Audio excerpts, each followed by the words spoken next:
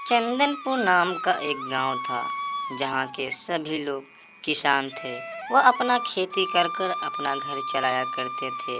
वह खेती छोटा ही करते थे मगर बहुत ही अच्छे से करते थे। उसी गांव के बगल में एक मोहन नाम का किसान रहा करता था।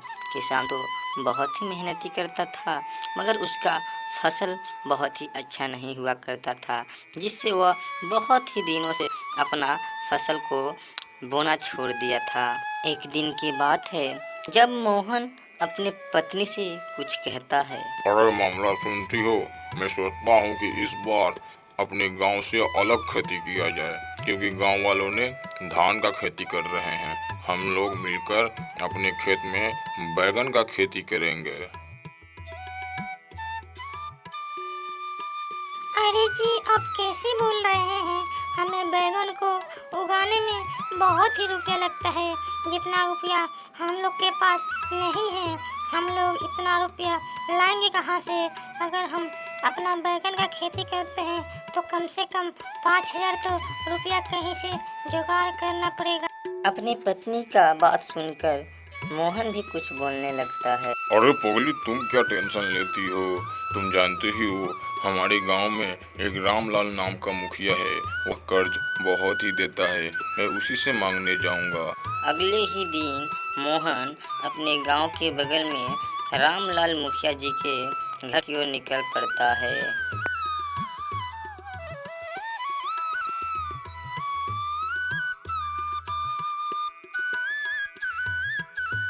थोड़ा देर चलने के बाद वह रामलाल मुखिया जी के घर में चला जाता है।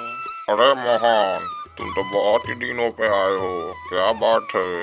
लगता है कुछ तो जरूरत पड़ा होगा, नहीं तो इस तरह तुम हमारे घर कभी भी नहीं आए हो। क्या जरूरत पड़ा है मोहन? तू तो हमें भी तो कुछ बता दो। अरे जमींदार जी, आप भी बहुत ही मजाक उड़ा लेते हैं। मैं सोचा हूँ कि मैं आपसे थोड़ा रुपया उधार ले लूँ, जिससे मैं अपना खेती कर लूँ। मैं अपना खेती करने के बाद आपको ब्याज के साथ आपका पूरा कर्ज लौटा दूंगा। आपके आगे मैं अपना हाथ जोड़कर विनती करता हूँ कि आप हमें 5,000 रुपया उधार दें, जिससे मैं अपना खेती कर सकूँ। इस बात को कहने के बाद रामलाल जमींदार भी कुछ मोहन से कहने लगता है। अरे मोहन, तुम तो जानते ही हो मैं सभी गांव वालों को ब्याज से कर्ज लेता हूँ। तो तुम आए हो तो तुमको क्यों नहीं मदद करूँगा? जरूर मदद करूँगा, मगर तुम जानते ही हो कितने रुपए सैकड़ा चल रहा है। तुझे 5,000 रुपया दिया। आपका लाख लाख शुक्र है जमींदार जी। मैं आपको हमारा फसल अच्छा होता है तभी मैं आपको जल्द ही आपको ब्याज के साथ आपका कर्ज मैं आपको लौटा दूंगा। इस बात को कहने के बाद जमींदार जी मोहन को कुछ रुपया दे देते हैं। मोहन अपने घर की ओर निकल पड़ता है।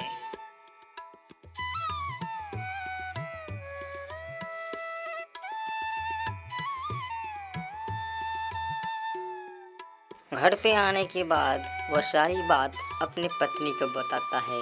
पत्नी से, और ये मामला, हमें तो जमींदार जी 5,000 रुपया दिए, मगर कहें कि 6 महीने में इसे ब्याज के साथ लौटा देना। अगले ही दिन मोहन अपने बैलों के साथ अपने खेत की ओर निकल पड़ता है।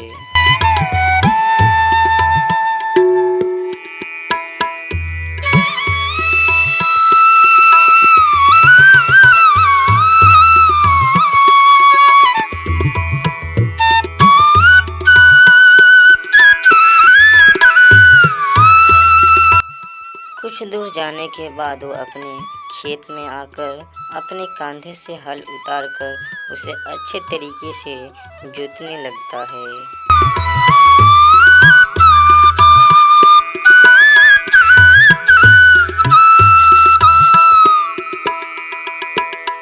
थोड़ा ज़्यादा मेहनत करने के बाद मोहन अपने खेत के बगल में एक पेड़ की छांव के पास बहुत ही अच्छे से बैठकर थोड़ा आराम करने लगता है। कुछ देर बाद वो फिर से अपने खेत में फसल की बुआई करने लगता है।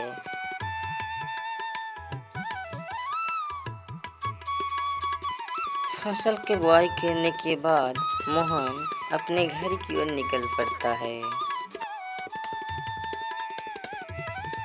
घर में जाने के बाद वो अच्छे तरीके से अपना भोजन करता है।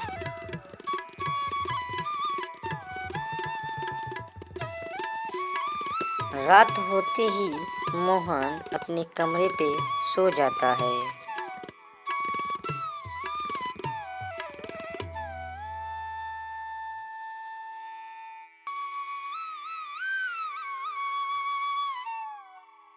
अगले ही दिन सुबह होते ही मोहन अपने खेत की ओर निकल पड़ता है अपने फसल को देखने के लिए।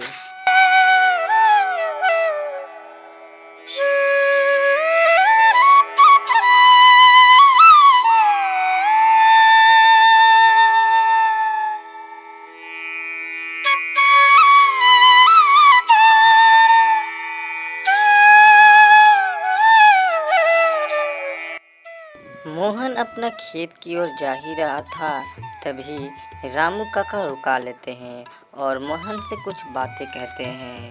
अरे मोहन, सुना है कि तुम भी रामलाल जमींदार जी से कर्ज लिए हो बचा कर, क्योंकि वह बहुत ही खतरनाक है। कर्ज ना देने के बाद वो जमीन भी ढा लेता है और उस पर तुम्हें मरभई करता है। बचा कर, वो बहुत ही खच्चर है। अभी तुम पहली बार ही पड़े हो। अरे नहीं रामू काका जी, मैं तो उनसे बात किया हूँ। कहा हूँ कि 6 महीने के बाद मेरा फसल होते ही तुम्हारे कर्ज के साथ अपना ब्याज भी तुझे लौटा दूंगा। इस बात को सुनकर बहुत ही खुश हुआ और वह हमें 5,000 रुपये दिए हैं। इसी तरह रामू काका और मोहन अपने में बात कर रहे होते हैं। उसके बाद मोहन अपने खेत की ओर फसल को देखने के लिए निकल पड़ता है। कुछ दूर जाने के बाद वो अपने खेत में जाता है तो एक भी फसल नहीं हुआ होता है। वो बहुत परेशान हो जाता है और बोलने लगता है, अरे भगवान, ये क्या हो गया? हर बार की तरह इस बार भी फसल हमारा नहीं हुआ। मैं क्या करूं? मेरा कर्ज कैसे सधेगा? इस बार भी फसल नहीं हुआ। मैं इतना मेहनत करता हूं तभी फसल नहीं होता, क्यों? इस बात को सोचकर मोहन अपने आत्महत्या करने के लिए अपने गांव के इनार के पास जाने लगता है। इनार की ओर जा ही रहा था, तभी रास्ते में एक पंडित जी भेटाते हैं।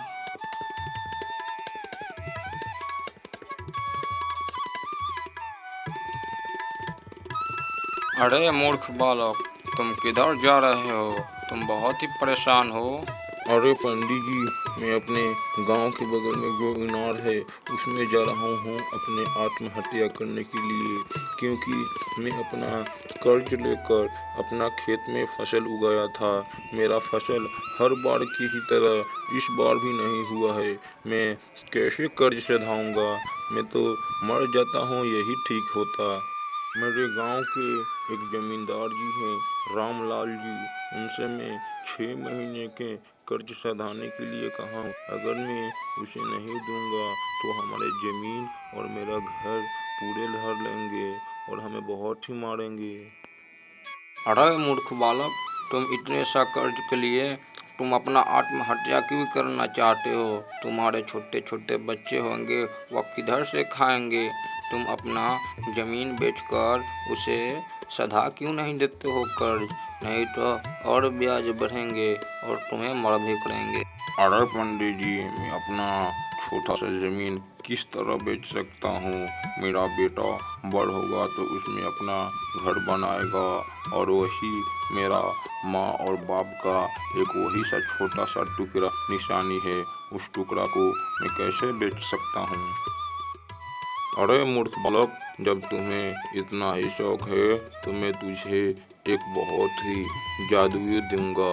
तुम इसे अपने घर में जितने बार पढ़ोगे उतने बार ही तुम्हारे रुपए आएंगे, और तुम जितना ही लालची करोगे उतना ही तुम्हारे पास से दूर हटेंगे।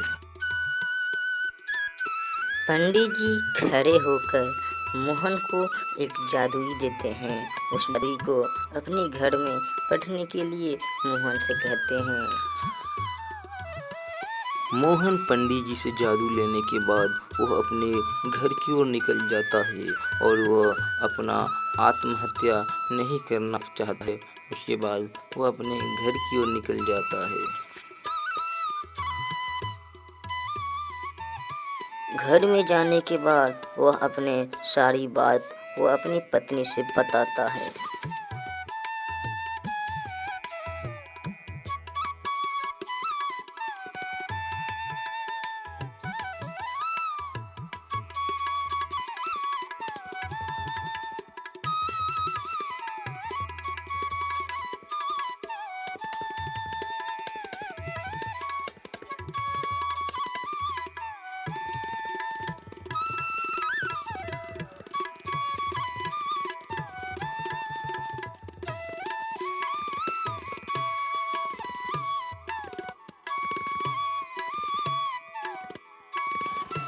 उस जादुई से अपना एक बड़ा सा घर बनाता है।